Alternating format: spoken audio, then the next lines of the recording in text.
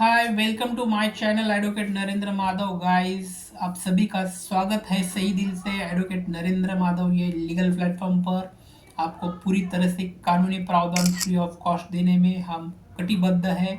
पूरी तरह से हम आपके लिए कानून के नए नए वीडियो लेकर आ रहे हैं ताकि आम जनता पूरी तरह से जागरूक रहे कानून के बारे में और कहीं भी जाके वो फेक डिजिटल अरेस्ट में ना फंसे, कहीं भी जाके वो फेक ऑल की किसी अथॉरिटीज़ के अंडर न आए।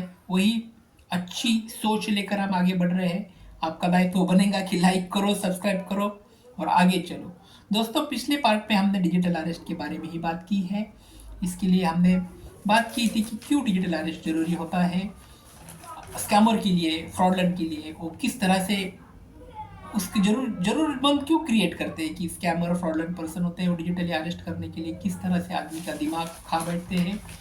और इंडियन जो लॉज है, इंडियन लॉज के तहत जैसे कि CRPC 41A 41 46 और 41 के तहत अरेस्ट की प्रावधान हमने देखी है कि डिजिटली अरेस्ट वैसा कोई कर सकता नहीं। रिमोट अरेस्ट की कोई प्रावधान CRPC में मेंशन नहीं है। दोस्तों, आज के पार्ट में हम ऑफिशियली वार्निंग बाय अथॉरिटीज़ के बारे में कर रहे हैं कि जो भी ऑथेंटिक गवर्नमेंट अथॉरिटी है, अब उनको मालूम हो चुका है कि उनका नाम लेकर कोई फेक डिजिटल अरेस्ट कर रहा है तो उनका तो कोई ना कोई दायित्व बनेगा ही बनेगा।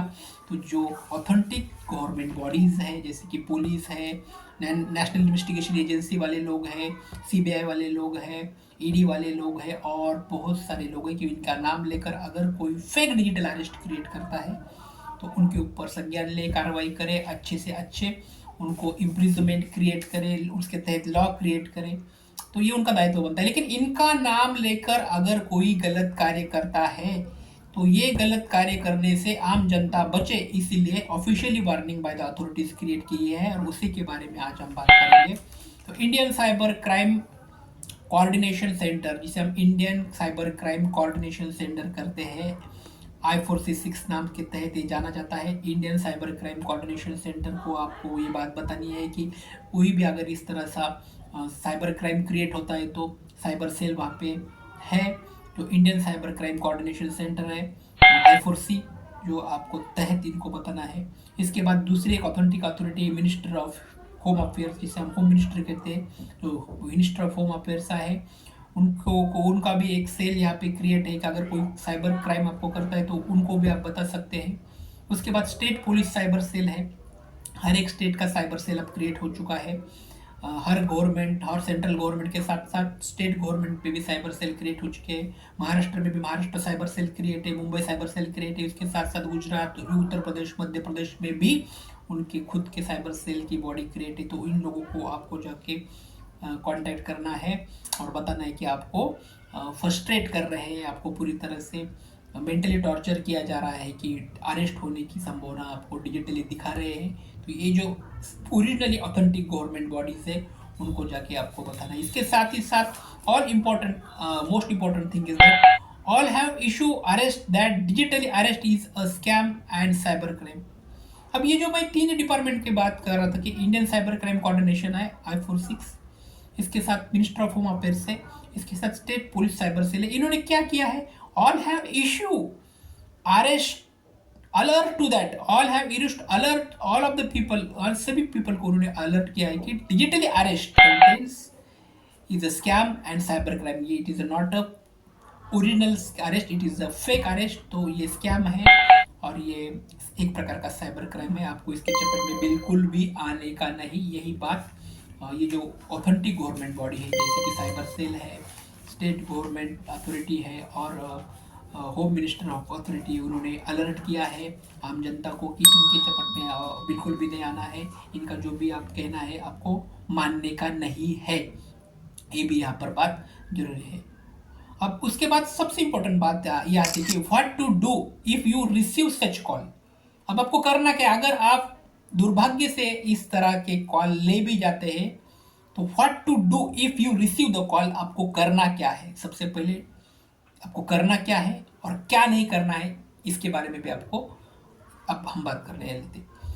सब not to do, some critical thing, सबसे हम बात करने की not to do some important thing, ये चीज़ें आपको बिल्कुल करने ही करने नहीं। कौन से? Do not stay a video call, अगर आपको वीडियो कॉल आता है तो do not stay on a video call, आपको वीडियो कॉल पर बिल्कुल भी बरकरार रहना नहीं है, वहाँ से हटने का है। डू नॉट ट्रांसफर मनी, अगर कोई धमकाया भी जाता है कि आपके बारे में ये इंफॉर्मेशन हम शेयर करेंगे, आपको अर्जेंटली अरेस्ट किया है और आपको सो एंड सो प्रकार की अमाउंट आपको भेजना है, तो उसके चक्कर में बिल्कुल भी आने का नहीं। और आपको do not transfer any type of money, एक ही रुपए आपको किसी को भी देने का नहीं है, क्योंकि आपका खुद का कमाया हुआ पैसा है और आपने कुछ भी प्रकार का फ्रॉड क्रिएट नहीं किया है। और डिजिटल अरेस्ट एक फेक तरीके का अरेस्ट होता है, आपको बिल्कुल भी पैसा आपका गंवाने का नहीं है। दूसरी बात है कि do not share Aadhaar, PAN, bank detail, आपका Aadhaar card detail, bank detail, PAN detail आप किसी को भी शेयर डिजिटली नहीं करना है। Do not share Aadhaar detail, PAN detail और बैंक डिटेल। जो भी आप कॉल आता है कि वो कहते हैं कि नहीं हम आपकी इन्वेस्टिगेशन चल रही है, आपकी पैन नंबर दो, आपका बैंक डिटेल दो, इसके साथ साथ आपका आधार नंबर दो, ये इस तरह से आपको धमकाया जाएगा, तो आप बिल्कुल भी आधार कार्ड का डिटेल, पैन कार्ड का डिटेल और बैंकिंग डिटेल ऑथेंटिक जो अथॉरिटी है उसके सिवा बिल्कुल किसी को भी शेयर नहीं करने का है। और अगर ऐसा कॉल आ भी जाता है तो do not a panic situation, आप पैनिक सिचुएशन क्रिएट नहीं करने का, खुद को भी पैनिक नहीं बनने का। सबसे इंपॉर्टेंट बात आम जनता ने जाननी चाहिए। गाइस, इसके बाद हम दूसरी बात करने वाले कि डू दिस इमीडिएटली, अब कौन सी चीज आपको इमीडिएटली कर ले, which type of things we can do immediately. Firstly cut the call immediately, अगर इस तरह से कॉल आती है फर्स्ट डायरेक्टली आपको कॉल कट कर देना है। उसके बाद कॉल 1930, ये जो नेशनल साइबर क्राइम का नंबर है, आप लिख लो ये नंबर, और मैं मेरे नंबर स्क्रीन के ऊपर भी ये नंबर चलाऊंगा। कॉल 1930 जो national cyber crime helpline number है, 1930 के ऊपर आप इमीडिएटली कॉल करना है कि इस तरह से हमें साइबर फ्रॉड क्रिएट करके हमें साइबर ब्रांच को आपको बताना है कि जो भी डिजिटली अरेस्ट का जो साइबर क्राइम क्रिएट बन रहा है उसके बारे में हम आपको जानकारी दे रहे हैं। तो ये 1930 नंबर पर आपको इमीडिएटली कॉल करना है और जो भी आपके साथ घटित घटनाएं हो रही है उनको बताने का है। रिपोर्ट ऑन साइबर क्राइम गवर्नमेंट.in.com, इसके बाद साइबर क्राइम की जो गवर्नमेंट.in.com की जो साइट है उसके ऊपर जाकर आपको तकरार देनी है, उसके साथ जाकर आपने जो भी कंप्लेंट है वहाँ पे रजिस्टर करनी है। रिपोर्ट ऑन साइबर क्राइम गवर्नमेंट.india.com की जाकर देना है। विजिट नियरेस्ट पुलिस ऑफिसर और visit nearest police station if needed, अगर आपको इसके बावजूद भी कोई और भी धमकाया जाता है और भी मेंटली टॉर्चर करता है तो please go your nearest police station and register your FIR, आपका एफआईआर वहाँ जाके रजिस्टर करना है। जो भी आपका नज़दीक का पुलिस स्टेशन है वहाँ जाके ये जो साइबर क्राइम है, साइबर क्राइम के बारे में एक कंप्लेंट आपको वहाँ पे देनी ही देनी है। तो ये चीज़ें आपको बिल्कुल करनी है। अब आपको बिल्कुल याद होगा कि कुछ तरह किसी चीज़ें नहीं करनी है, किस तरह किसी चीज़ें आपको करना है। अगर आप डिजिटली कॉल आपको आ ही जाता है, वीडियो कॉल आ जाता है, तो आप डिजिटली अरेस्ट ना बने, तो ये बिल्कुल चीज़ की प्रिकॉशन आप लेंगे। वीडियो आपको अच्छा लगता होगा तो लाइक करो, सब्सक्राइब करो। आज यहाँ पर हम रुकेंगे, आने वाले नेक्स्ट पार्ट पर fake digital arrest and it's important legal aspect के बारे में बात करेंगे। Thanks for watching my video, thank you so much.